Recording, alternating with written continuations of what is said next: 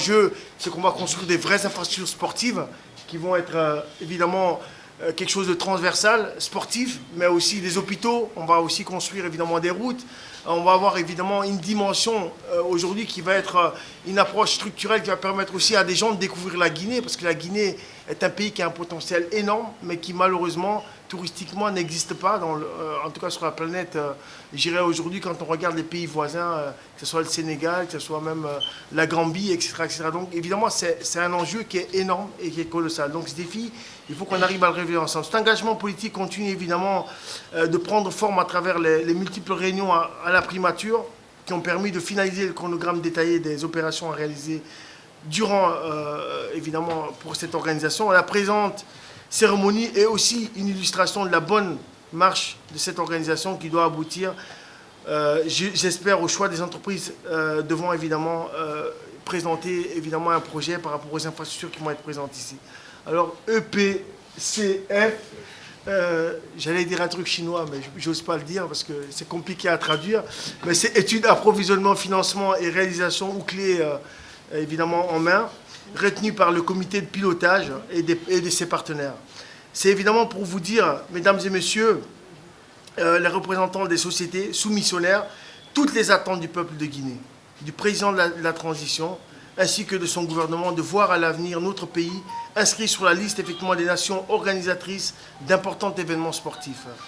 Le gouvernement, par ma voix, invite évidemment les membres de la cellule d'évaluation à agir avec rigueur, probité, transparence et abnégation pour mener à bien cette exaltante mission de présélection des entreprises capables de respecter leur engagement vis-à-vis du gouvernement guinéen. On va essayer d'avoir le meilleur projet pour le pays, le projet le plus crédible aussi, qui va permettre vraiment la réalisation de ce projet. 2025, c'est demain.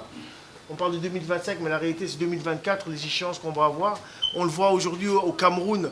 Il va y avoir la CAN, mais il y a encore des doutes par rapport à la CAF, etc., etc. Donc, ça veut dire que vraiment le défi, il est colossal pour nous. On n'a pas beaucoup d'années pour le réaliser.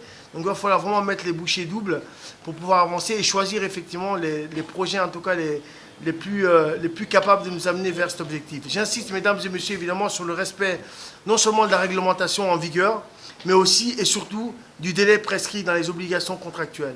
L'importance de la CAN, on n'a pas besoin de démontrer. C'est l'un des événements sportifs majeurs de la région. Je parle des régions en parlant d'Afrique. Donc, si vous regardez parmi les événements sportifs organisés, je pense qu'on ne prend pas de risque en disant que c'est l'événement sportif majeur. Donc, c'est très important, c'est très sérieux et tous les regards seront tournés vers la Guinée si nous réussissons à l'organiser correctement.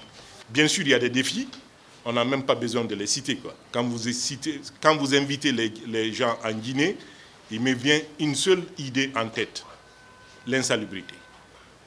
Déjà ça, ok? Rien qu'en pensant à cela, on pense aux autres défis qui sont là, en termes de gestion de l'énergie, en termes de gestion du transport. Il y a plusieurs défis, mais il n'y a aucun doute que ce comité a les capacités intellectuelles et les ressources nécessaires pour venir à bout de ces défis-là.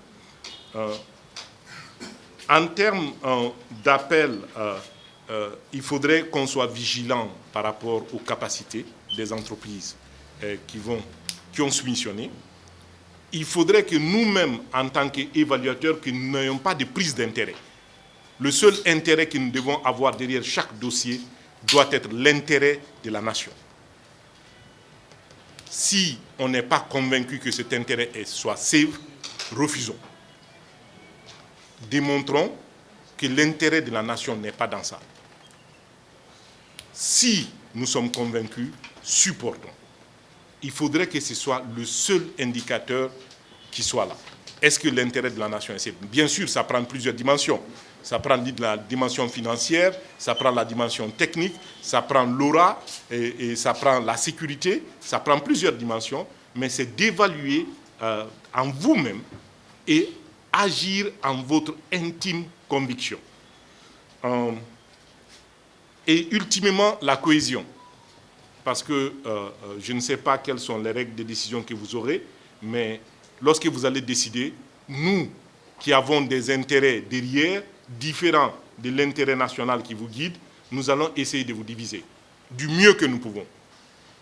La première discussion qui va vous empêcher d'avoir une décision cohérente aurait mis à l'eau tout espoir de réussite.